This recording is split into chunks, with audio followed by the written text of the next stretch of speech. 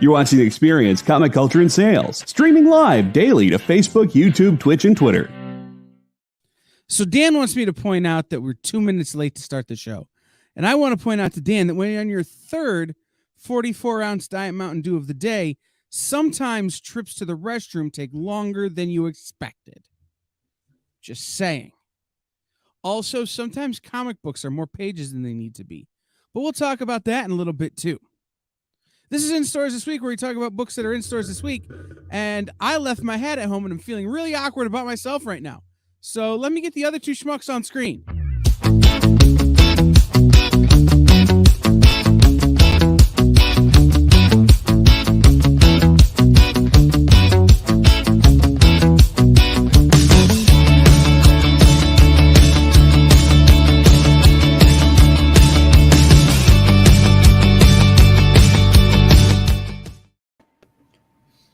Schmucks? Really? Schmucks?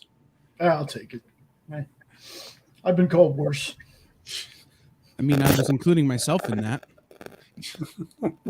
Like, you know, the Larry, Moe, and Curly of modern day would be the three schmucks. Also, I think if that were the case, I would be Shemp. Really? You think you'd be Shemp? Yes. I think you, Jay, and JD would be Larry, Moe, and Curly. I would be Shemp. Oh, no. JD would definitely be Larry. Yeah. Yeah. Okay. 100%. Yeah. You're more of a Curly. Well, I was going to make Barucci Curly Joe. The fifth best stooge. I was set over the fourth best stooge. Yeah. So see, Jay is more of a Shemp. I'm sorry, Jay. That was a pretty big insult coming from Dan there. I love them all. It's fair. They're all pretty great. I'm more of a Marx Brothers fan anyway. Yeah, so it's true. Okay, which Marx brother are you, and why am I none of the good ones? Groucho. Well, you know, I have to be Groucho. Groucho. Say the magic word.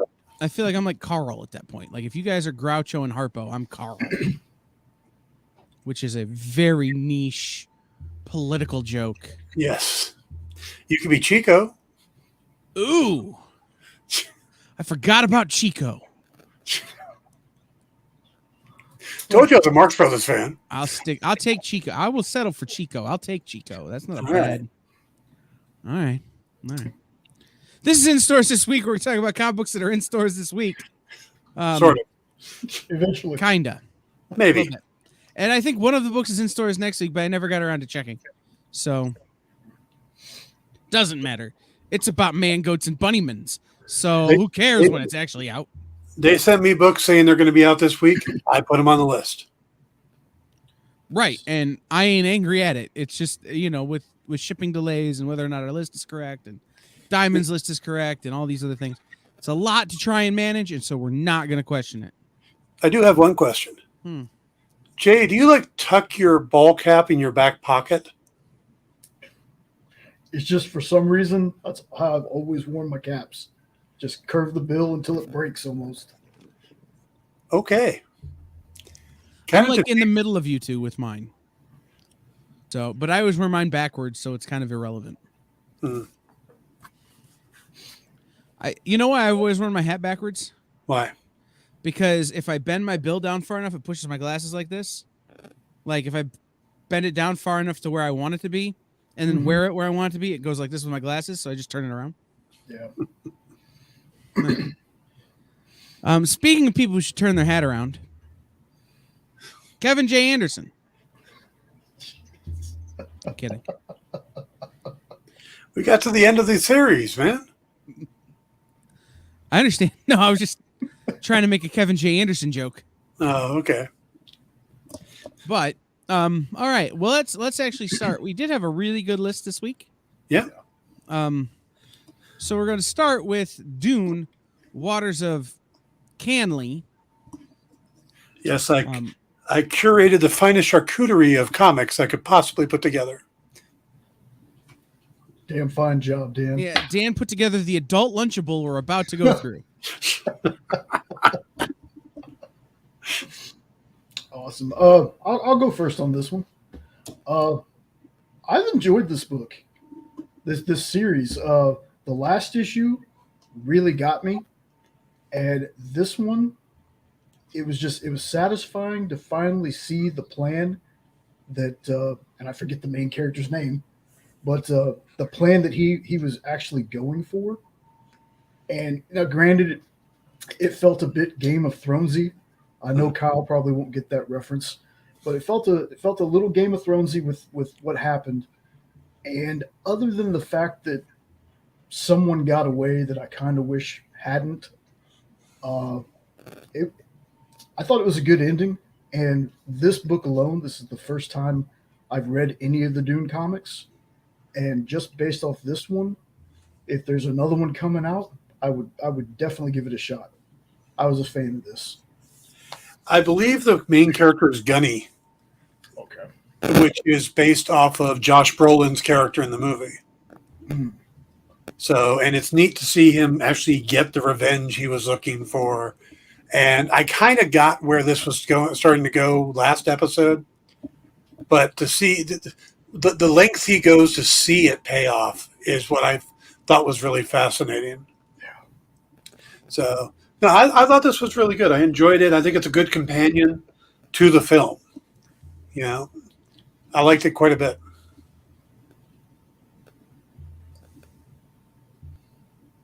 Oh, well, we will get Kyle's thoughts here in a second, I guess. Somebody ran away. He really does not like this Kevin J. Anderson guy, does he? No. I think Kevin J. Anderson showed up and took him out. I think my little mixer that I use to control my microphone and my headphones just failed. Oh. So I had to swap it out. He got mixed up, huh? Yeah. Well, no, so Jay knows this about me. I have two of these. And the one that this is the one I always use that just failed. So, and I'm still getting weird feedback. It's from your mustache. Can you guys hear that? Yes. Yeah. Okay. Keep talking about Dune, which is a book I didn't like and barely read. And I will be back in a minute. Okay. All right. So if you haven't seen the show or the movie, it's on HBO Max. It's long, but it's a good movie, but you get to the end of it and it's like, oh, wait, it's part one. You know, so there really isn't a satisfying ending. So to get these kind of tie-in books kind of fills in for that, which they're not big, you know, they're spin-off of the main story. So we're going to get Dune 2. They've started filming. But it is nice to get these kind of wrap-up stories on some of the characters who I don't necessarily think are really touched upon again later on in the series. You know, I still have not watched the new Dune movie. I need to, because I was a big fan of the original one. Yeah. I was a big fan of that when I was a kid. The original one, they tried to put too much into 2 hours. This one, they're like, we're going to do 2 movies, and we're going to do long movies, so we're going to let it breathe. So it makes a lot more sense. It's a little slower paced, but it's very good. I see. I have, especially nowadays with all the streaming and stuff that we have, I'm always thinking to myself, you know, I watch certain movies. I was like, man, this would have made a much better show. I mean, run times with movies are getting longer and longer, it feels like. Yeah. But sometimes it's just like, man, if y'all just would have had, you know, really tight 6 to 8 episode kind of streaming thing going on. Well, see, I'm going to disagree with you just for the simple fact that sometimes the structure of a movie doesn't work for a show because there aren't those natural break moments. You know, something like Dune, you would have a couple really slow episodes. The Sandman we talked about earlier. Mm-hmm. That first episode of Sandman was super slow. Had it been on any other network, you probably wouldn't have gotten the feedback you did because you would have lost a lot of viewers because of how slow it was if it came out once a week. it would definitely be one that they needed to put out 2 or 3 episodes right away to get you into it. So Sandman could not have been a movie. But it's also made with these natural breaks. When you're doing a novel, they don't have natural breaks most often. Even chapter breaks aren't always clear-cut breaks, Yeah, I can agree with that. So is this better? Still a little crackly. Yeah, I think maybe it's one of the cords and not the mixer itself. All right, well, give us another book. Okay. I like this better than I did the first issue. Concur. I really didn't like the first issue all that much, and I wouldn't have even given this out, but I was at 8 books, and we had it. It was the only thing from Comixology, and I'm like, we read the first one. So I threw it in, and actually, I like where they're going with this a little better. I like the little twist at the end. So this was definitely a step up from the previous issue. The first issue felt like we've been here, we've done this, why are we doing it again? This one definitely had a better feel to it. Okay, I can definitely agree with you on that it was better than the first issue. But what is this book trying to do? Like, get your money. It's got to be, because I'm having a hard time, figuring it out. And I don't want to get spoilery, but most of my questions are spoilers. Is it trying to tell us that the demon is this person, or is that just a misdirect to where, oh no, it just looks like this person? And again, the main character, Beatrix, is basically the tough as nails protagonist that doesn't need anybody's help except for when she does. I don't know. We're only 2 issues in. Maybe the next one will hook me, but this story just hasn't yet. For me, this feels like it's trying to be Jennifer Blood with a pro wrestling swerve. Right? It's an assassin, but it's not just a plain clear-cut assassin, and we're hearing both sides of the story, but not specifically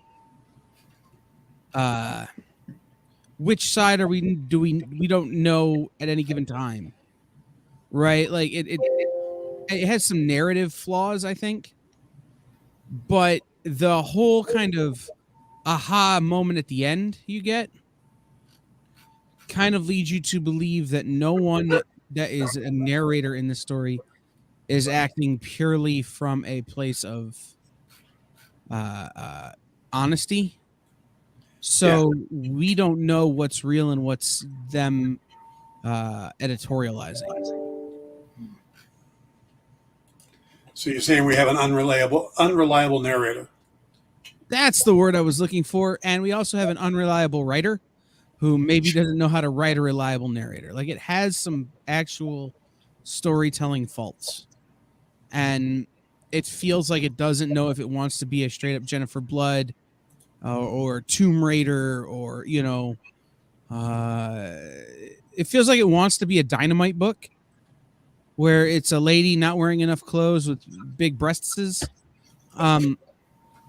but also like it wants to be taken seriously as a story, and it can't be both.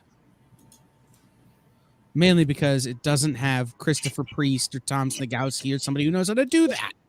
Yeah. Better cover than last time. It's true. So. He got a hat. Yeah, I was just say, there you go, Ship. He has a hat on now. Yeah. This, full disclosure, Scott Brian Wilson and I have actually chatted. He's worked on some stuff with us when I was doing Dynamite books. So that aside, so I know the guy. It felt like if Kevin Smith was doing a heist movie. It had that Kevin Smith vibe to the main character, to the restaurant they work in. Kind of, it felt like movies, But I'm not really sure what it is he's trying to do with this story. You know, we get a little twist with the new employee, but I'm not really sure because it's obviously wasn't a big heist. So, I mean, the amount of money on the front cover there is very not indicative of the story, nor the size of the burgers. But it was entertaining enough that I'm kind of curious and I want to see what's going to happen next. But see, I had kind of that same sentiment. I spent most of this book wondering, okay, is something going to happen, or he's just going to go from store to store? Okay, nothing really happening here. And then we get to the end, and I'm like, oh, she saw everything, and she stole what from who? Like, I would definitely give issue 2 a try, only because of the ending. by the way, how the hell do we pronounce this comic? True Cult. It's kind of like the band Churches. Oh, they're supposed to be U's. Yeah. I was going all Jewish. I was going Trev Kavilt. Yeah, I was thinking Trevi Kult, but no. Sounds like a hex you put on somebody. And maybe that's what's supposed to have happened.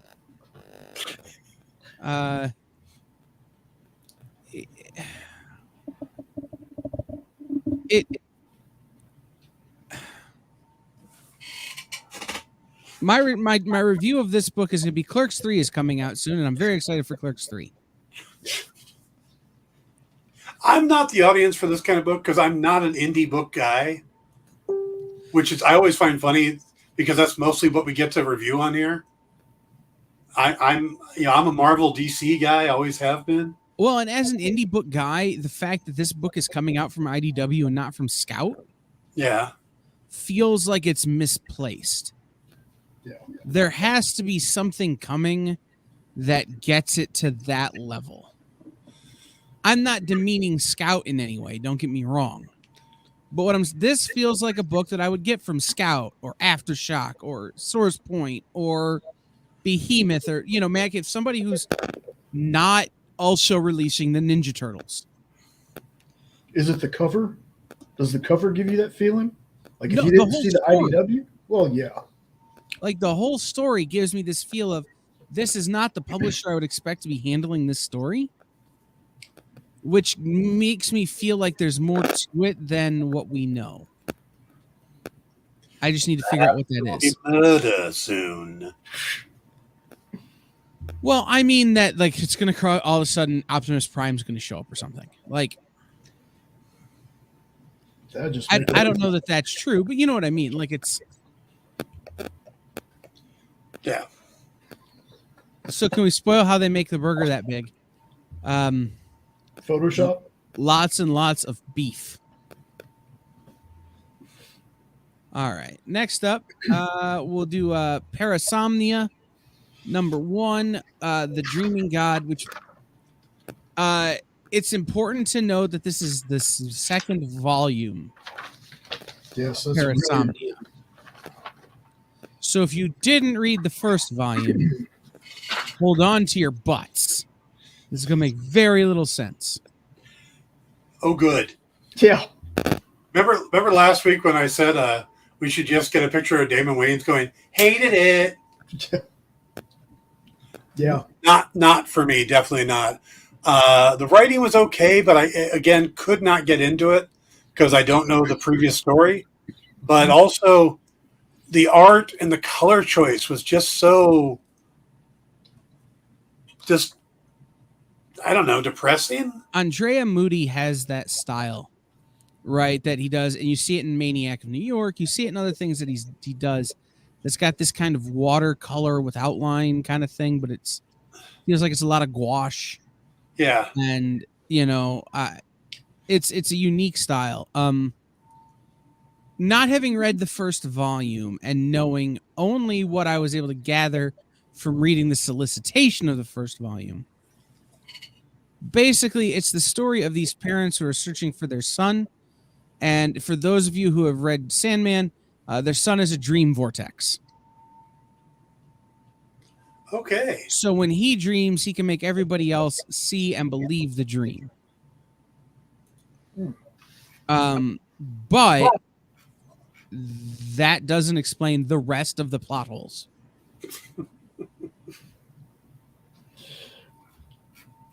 Yeah. See, it's weird because I actually like the art. I didn't so much like the story, but I like the art. I was confused for most of this. The way that there's the real world, a dream world, then like flashes of what looks like the 1800s for a second, then a man looking for his son, a person watching somebody sleeping who tells someone else not to dream too deeply unless she's okay with it. Like what is that about? Like I was so confused. I didn't know whether I liked it or hated it. I was just confused. And that could be because this is the a second part of this story.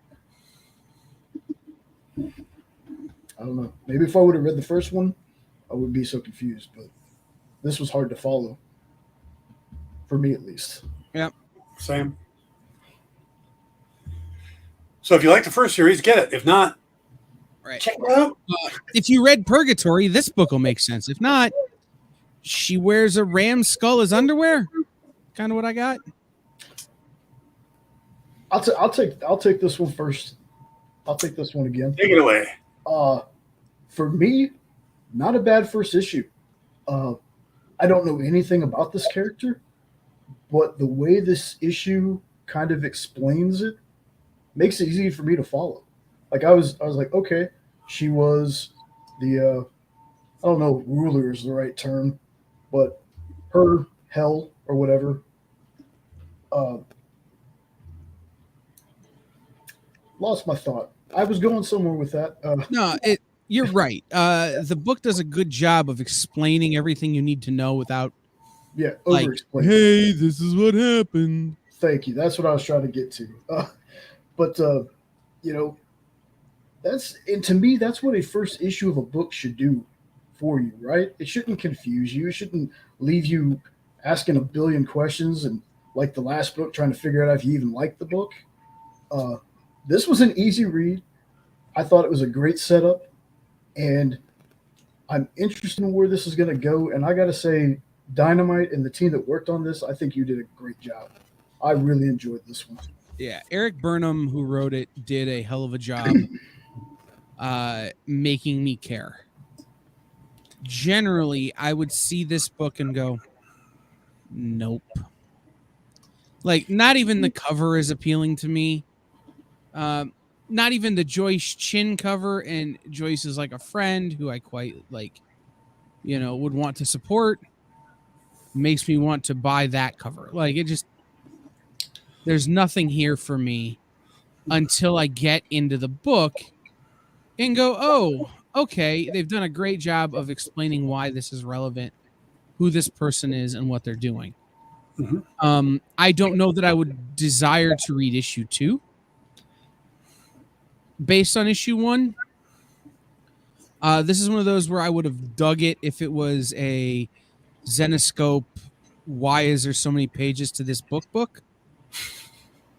But given the number 1 the way it was, I will read issue 2, but I might not pick it up if we weren't going to continue the series as a whole.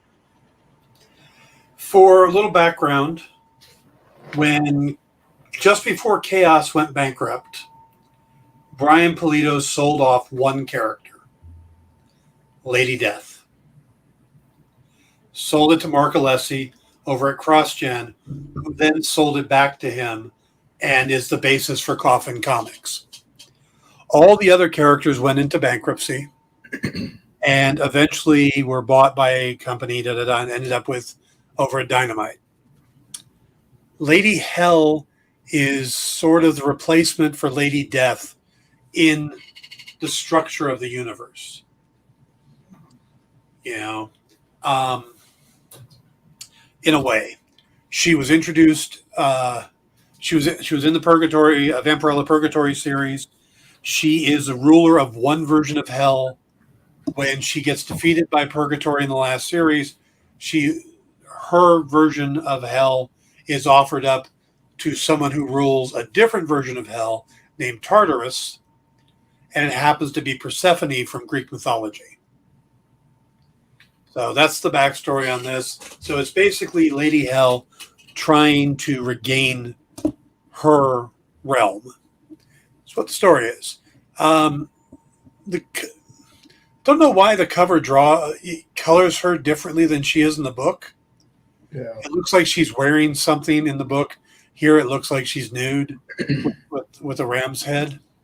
I'm not sure how you move with a ram's head right there. But other than that, I thought it was a pretty good read. It was a good first issue. It gets your attention. So if you're looking for something different, I'd say pick it up. At least give it a shot flip through the pages, see if you like it. But the art's good. The action's good. I think the artist actually did a really good job drawing the action. So that's my thoughts on it. All right.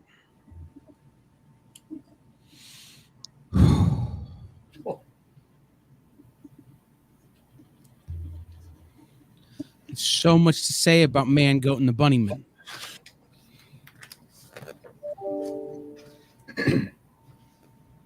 I'm so Go ahead. This Let you go first there, bud.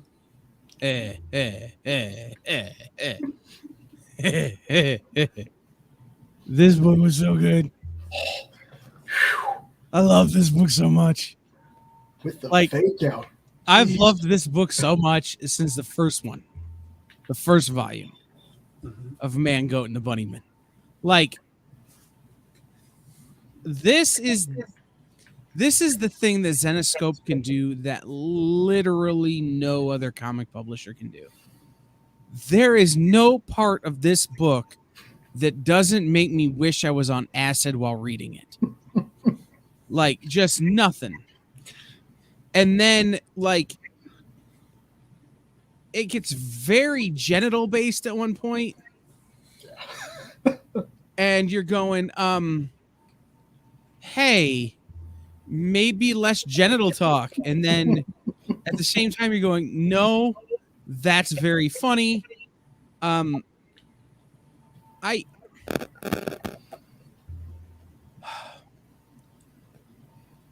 super pissed that I didn't just go ahead and order the Paul Green variant of this cover of this book. I'm super angry that I'm not like heavily invested in this book. And in the end, I think Joe Bruscia, who's writing it, is telling the story that everybody needs in their life, which is goats and bunnies living together, procreating with humans, and making armies. I'm going to go a little off on this, but my experience with Joe is great. Joe and Ralph hired me to do Sinbad so many years ago now, and I've done a lot of books for Zenescope. But there was a point that they were going along that Joe had one or two daughters that were starting to get interested in reading the comics. And editorial suddenly started putting their foot down on what was happening in the pages. The covers could still be somewhat risque because he could control which cover he gave the kid. But the interiors, it's like, they couldn't be simulated naked. They couldn't, shower scenes and stuff were cut out. So they were toned down. That coming from the guy who just ends a book with a rabbit holding his groin. Yep. Just the change is remarkable. And I love, this is some of Joe's best writing. Yes. The term copulated like rabbits. Yes. It's on a whole new meaning. Like, I want to take part of this, stick it into the Star Wars prequels, and accepted as headcanon. Jeez. So Jaxer or Jackson or whatever it is part of this? No, that all of the clones Uh, are actually jacked rabbits. Ah, That's why they can't hit anything. I They thought don't you were have trying to opposable explain Jackson. No, that I'm just going to leave that one up to Howard Chaykin. man, Kyle faked me out with his little intro here because I thought he was about to say that he hated this. I'm so biased towards this book because I love this series. I've been collecting it since it first came out, like the first part of it came out. It's such a fun time reading it. And it's the 9-year-old in me, but I laughed every time they said the doctor's name in this. Every time they said that doctor's name, I chuckled like a little kid. Oh. The doctor's name is named after a real person. There's a guy who lives out here in LA. He and Jim Kruger do a comic book Sundays. His name is Benjamin Jackendoff. And he does promotional stuff for Zenoscope. He's a friend of theirs. He helps them with the Hollywood stuff. So Dr. Jackendoff is named after Benjamin Jackendoff. That's amazing. Mhm. That's amazing. You know, I wish that the rest of the Zenoscope stuff, the Grimm stuff, would have stories like All Guts and No Glory in this one, because I enjoy these so much more nowadays than I do most of the Grimm fairy tale stuff that we read. And to be honest, I kind of hope the Doctor's plan kind of comes to fruition, just because I want to see how they're going to handle it. Plus, I'm looking for a redemption for a certain character near the end of this book. But anyway, it's awesome, and I can't wait to finish it because I think this was 2, and this one's only going to 3. Yeah, this is part 2 of 3. Yeah. Yep. Can't wait. This would have been my favorite book of the week if we hadn't had the 3 books we have left. And it was one of those things like I had to really kind of think, is it Man, Goat, and the Bunnyman? Or am I just being absurdist? So speaking of absurd, Yes. Another one. mm-hmm. Look, if you're going to kill giants and have your axe get drunk on giant blood, I'm going to buy your comic. Like, I'm not at one point it says the axe is cutting through a giant going, I'm not sure this is good for me. Woo! And the axe turns into, Spring Break 98, Lake Havasu. Like, and it's everything. And I continue to like the story that they're telling with the barbarian whose name I can never remember. Owen. Huh? Yeah, Owen. Owen and the one who's now is a vampire. Steel. And the witch. Hers I don't remember. Yeah, whose name I also can never remember. Yeah. But like now they're setting up some backstory for these guys that they're going to deal with something that they have dealt with previous. And it's much more badass than it once was. Like all of this cursed axe thing is for me, and I want this to be a video game. Oh yes, 1000% agree. This one is another one that I've been collecting since the first arc, and this one loved it. The humor, the violence. This is almost like a guilty pleasure book, but it's good. Like it's a good book. It's a good story. This one has a little bit of a heaviness to it because they go into something that's never really explored with Owen, emotions. Fear being the main one. Like you can kind of tell that what's coming, he's actually a little afraid of. Maybe afraid to deal with it head on. But great beginning to this one too, because the giant fight with the I'm tucking his barn.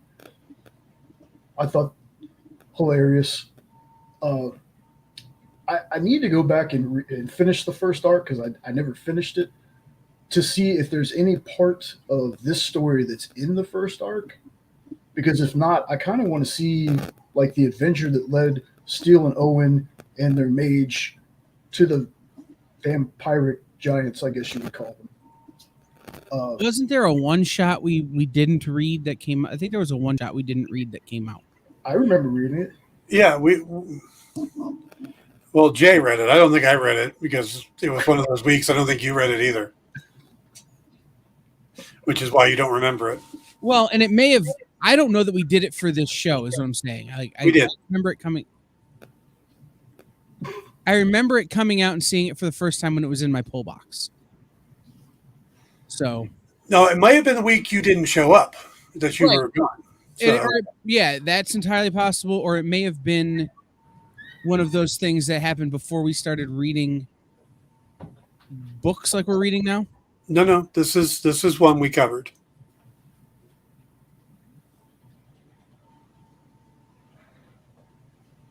Okay.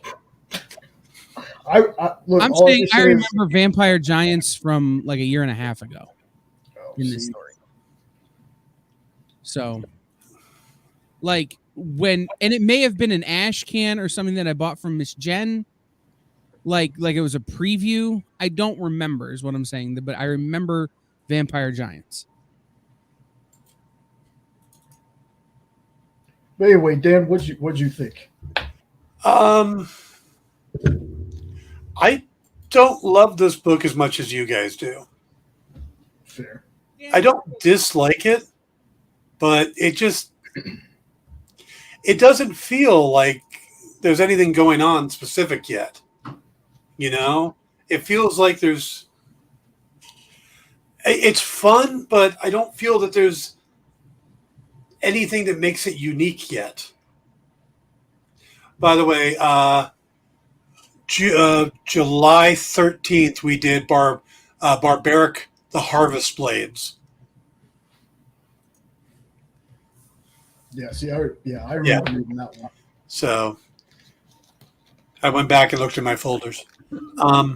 But yeah, I don't know. It's fun, but I don't feel like there's anything unique about it yet. It just kind of blends in with other books, other sword and sorcery books that I've come across, you know. Well, I think maybe this one not being a one shot, maybe this one being a series might be different for you.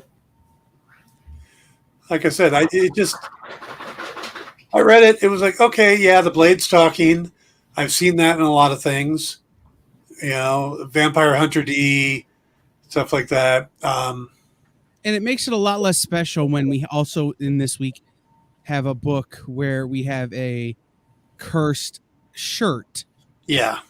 Like this, I think we have to separate, you know, the axe being a character from the axe being a curse, from a number of other things, and maybe my love of all things drunken disorderly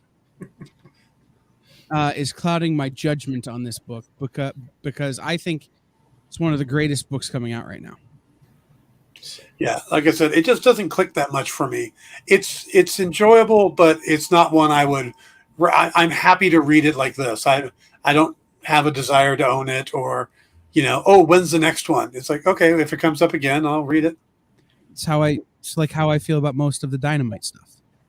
Like I'm happy to read it like this, but very seldom. And the next book is a prime example of that. Very seldom. Like, you know, very seldom do I run out and buy the physical copy of the book after. Yeah. The next book, that's a thing, but not for, you know, you're not wrong. There's something to that, Dan, for sure. Speaking of, Immortal Red Sonja, number 5. This is the Red Sonja with the shirt. That's how you know it's not the other 17 Red Sonja books Dynamite's doing right now. I have such a problem with this issue. Is it that she takes the shirt off? It says she takes the shirt off and spends like half the book without a shirt on. But it's like they just forget that nipples exist.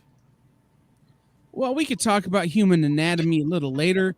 But my because, point you is know, that you either draw it in such a way not to show it, like be clever with the way you draw, or just show it. Don't do these panels where it's like, okay, they should be right there. Why are you doing this? That's just, it's like, oh, we just won't show.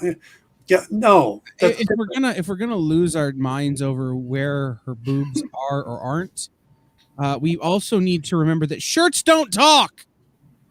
No. This is not the only book that does this. Other books do that. It's a problem in comics. Like, by and large, it's a problem in comics. Like, human anatomy does not act the way it does in comics. See Captain America's torso shelf. I'm looking at you, Jim Lee and Rob Liefeld. But also, like, boobs don't go those directions. I'm not talking about physics like that. I'm talking about their... Right. But human anatomy is a thing that comics have struggled with forever. Look, there are books. The Xena, the nude episode of Xena with Xena and Gabrielle nude through the whole thing, where they spend the entire, but they never show anything. Go that route. Do that scene from Austin Powers where he's just cleverly holding flowers. Yes. Either if you're going to do that, be clever about it. Don't just be lazy about it and go, well, I just won't draw them. They should be right there, but I just won't draw them. That's just insulting. In the grand scheme of this book, it couldn't possibly matter less. But it bugged me enough to throw me out of the story. Well, it bugs me enough that, like, I have to remember which Red Sonja this is. So I wasn't really into the story anyway. If she's got a chainmail shirt on, we know which one it is. But, if you want to see good female anatomy, you should check out Dan's book Karma, which is FOC this week for the trade paperback or for the hardback book. Anyway, so this is the best Red Sonja they're doing right now, which isn't saying a whole lot, but still, it's the best Red Sonja they're doing. And I will say this: the first 6 pages I couldn't stand it. Second 6 pages were pretty good, and by the end I was like, all right, whatever. But the middle 6 pages where it's, she has found Lancelot, she's kind of, trying to figure out her life and realizes that the shirt was gaslighting her the whole time. Yeah. Like, that was fun. And then it was like, really? You're just gonna What are you doing, Dan? Adjusting the thing that blocks the blue light on my microphone. Oh. I thought maybe we were investing in ASMR.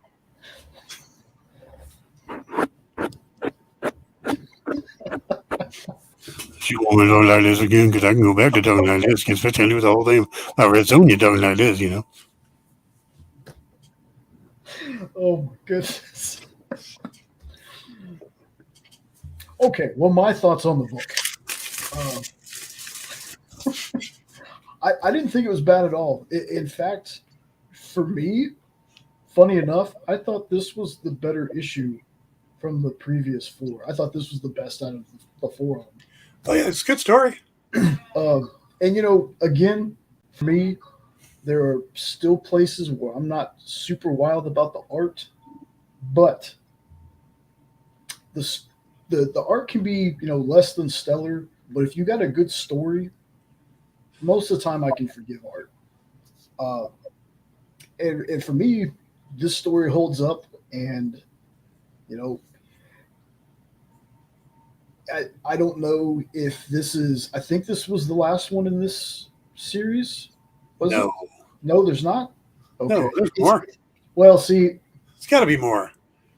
Yeah, if this book ended here, I take back anything good I've ever said about this book ever. I am probably mistaken in thinking about one. There are at least 7. Yeah. So bring on more if this isn't the end, because I'm ready for it. I like the direction this story's going in. Yeah, I like the story, and I've loved the series so far. It's just that one pet peeve of mine. Lazy art. And I will say this for both Lady Hell and Immortal Red Sonja this week. They both read really quick. Yeah. They, sometimes these books can feel heavy. And like they read really slowly. Parasomnia was an example of that. Just like, oh. I had that with True Cult. Cure for Insomnia. Right. Well, I had that with literally everything on the list until we got to Man, Goat, and a Bunnyman. Like in terms of the list of the way this show has went. Even for Lady Hell was like, but then I got the Man, Goat, and the Bunnyman and everything was better. All right, last book. Dennis Hopeless's Heart Eyes. Wow, you put this at first? I did. I loved it. Look, really? Look here. Look, I'll go ahead and I'll take this one first. After scrolling through 17 pages of covers, I finally got to the story. Wow. But I'm in. I am in. I really like the story, and I'm already ready for more. I have so many questions, and the ending of this just added on to that. I thought the art was beautiful. If you can get me with a number one, all that I ask is you keep that same energy through your series. Don't give me an amazing number one and then give me a 2 through however many you're doing. Please try to keep that same energy. I get that every now and then, not every book is going to be the best. You're going to have that one issue that's kind of meh. But this one, I thought this was really good, and I really want to learn more about this character. I really enjoyed it. Go ahead, Cal. You sure you don't want to do a compliment sandwich here? Nope, I'm good. Go ahead.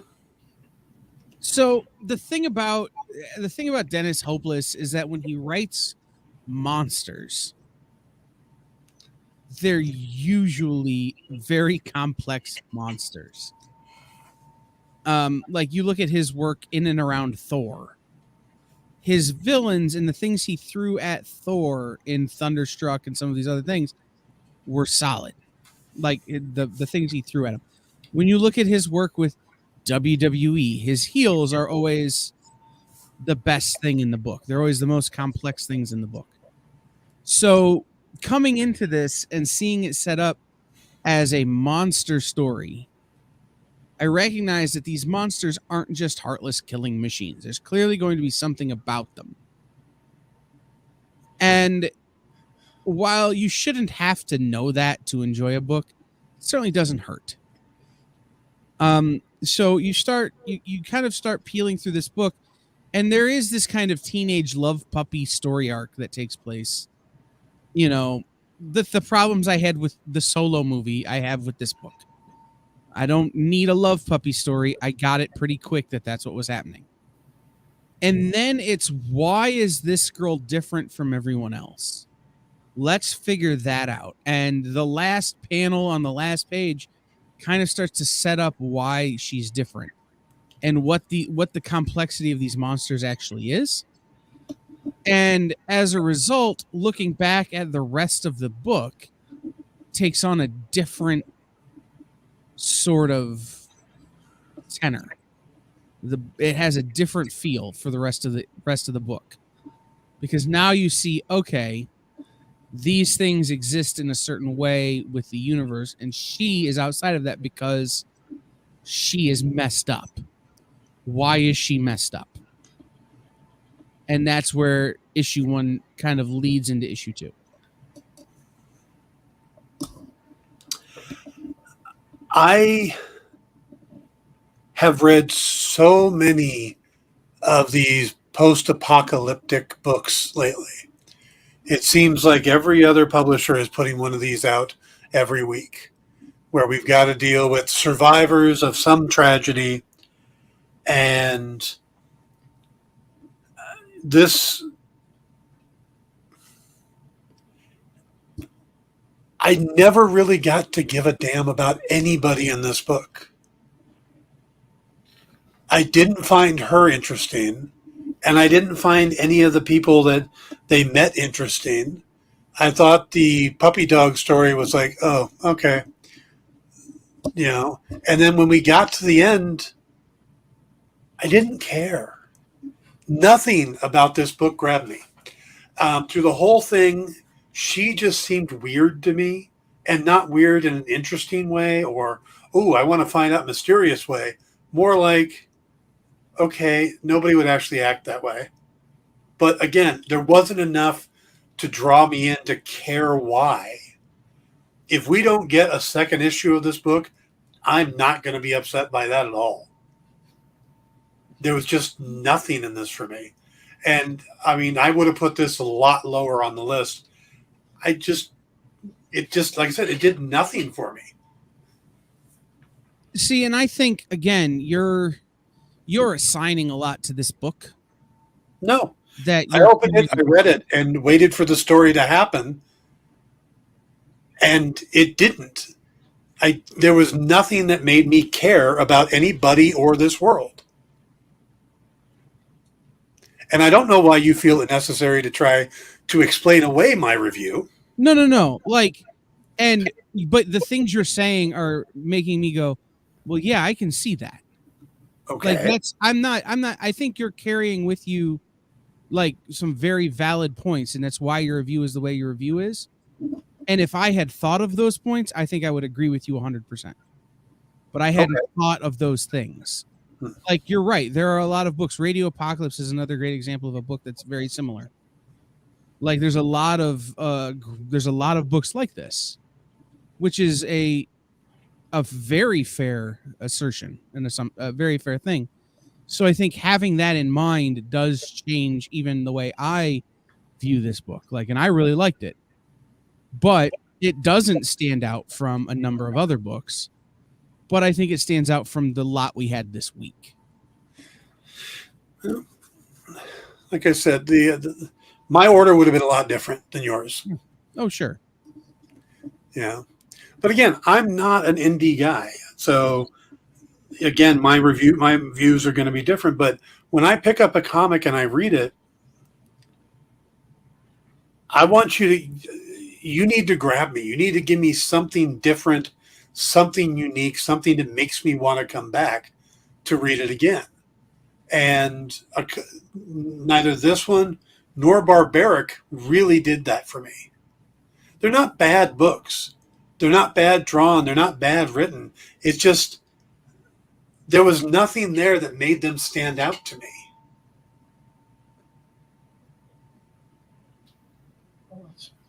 That's fair. Yeah. No, I mean, now that you got me thinking about it, what this reminds me a lot of is what's the furthest place from here? Mm-hmm. And the thing that makes you want to read more should not be the promise of the next issue, which is kind of what this did. Well, you see, for me, I try to stay away from apocalyptic kind of books because to me it's becoming like the zombie trope. Every book's got to have a zombie. Every book's got to have post-apocalyptic setting. Every book's got to have Cthulhu. Like, I mean, I totally get what you're saying with that. But for me, I try to stay clear of the apocalyptic books. So when I get something like this, it hits me a little different. Right. And when I make the order of the things, I always look at it this week, right? Like, the best book out this week may not be the book that I put number one, but I think it's the most interesting book out this week. Or it's the book I most enjoyed this week. Yeah. Overall, the winner every week is going to be the book that has bunnies talking about their genitals.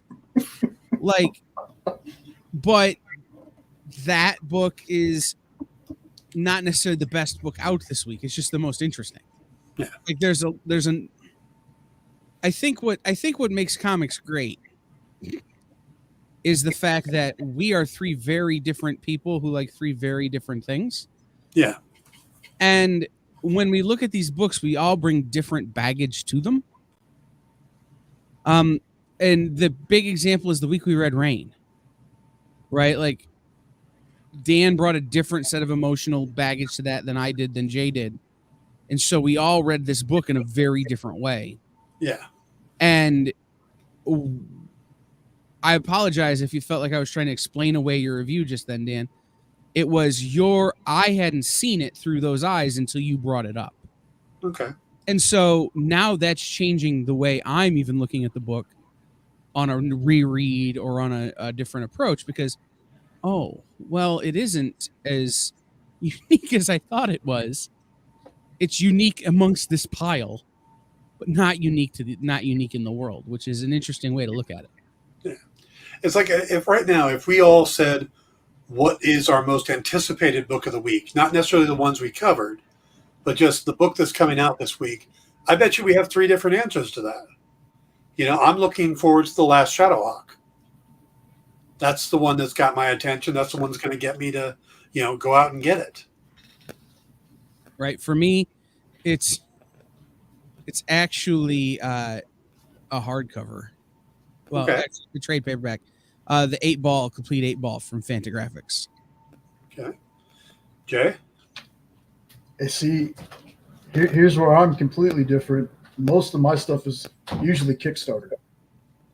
And there's a book called Fistful of Pain from Comics Tribe. All right. Yeah, see, that makes sense. I mean, but that's the point, is that we're very different. So, and comics are meant for different audiences. Not everybody's going to love it. So when you hear a review, you got to remember you're looking at it through that reviewer's eyes. Yep. So just because the Vault books didn't hit for me this week, don't take that as anything. Go to the shop, pick them up, and look at them for yourself. It might be exactly what you want. Yeah. Yeah. Or if you want to know more about bunny genitalia, follow Kyle's lead and pick up Bunnyman and the Echo and the Bunnyman, or whatever it is. Man, Goat, and the Bunnyman. I'm Green gonna Eggs, Lamb. have freaking Echo and the Bunnyman stuck in my head now. You're welcome. Crikey, took his fluffy beats. You know who I listened to yesterday? The band Stroke 9 did a concert on their patio during the pandemic, and played their entire first album live on acoustic guitars and with a drummer, and it's fantastic. Did they ever get their little black backpack back? It wasn't theirs. That's It true. was the girls, and they weren't going to give it back because that was a bloody black backpack. Yeah. This is some deep cuts from the A side of a record that not a ton of people listened to the first time. Oh, I did. I was able to sing along to every song that they played. Oh, sure. So, wait. Did they play Nasty Little Thoughts? Yeah, they played the whole Nasty Little Thoughts album. Okay, because That's not their first album, yeah. Right. I first heard Bumper to Bumper, which was the record with Little Black Backpack, for the first time. And then they re-released it, and it got way better when they re-released it. And then they even re-released it again, and it got better the third time. So, Nasty Little Thing was their real first professional album. it's true. The other thing was from when they were in a band together in high school. Yeah. It was that was a time when I was uniquely plugged into the scene. So, all right. I almost forgot about that song until you brought it up. Oh yeah. I remember When that he song. said Stroke 9, I'm going, how can I make a little black backpack joke? Well, how else are you going to? I mean, that's just... You lost me after Echo and the Jacksons. You know what? That is a very, very different song. If it's 5-part harmony led by Lil Michael singing, I can't even think of what Echo and the Bunnymen's hit was. The Killing Moon or The Gutter or something like. No. That's okay. Since watching Sandman, I can't get The Cure out of my head. That is correct. I waited the whole first season for Friday I'm in Love. All right. Well, if you are out and about and you're looking for a place to buy comics, head over to comicshoplocator.com. Type in the zip code of the area where you are, and it will tell you where comic shops are nearby to you. Head into your local comic shop and spend $5. It will help someone make someone's day. So for Jay, who made the mistake of wearing the company logo on the air, Dan, and me, who went and found a hat in the middle of the show, this has been In Stores this week. Have fun, everybody.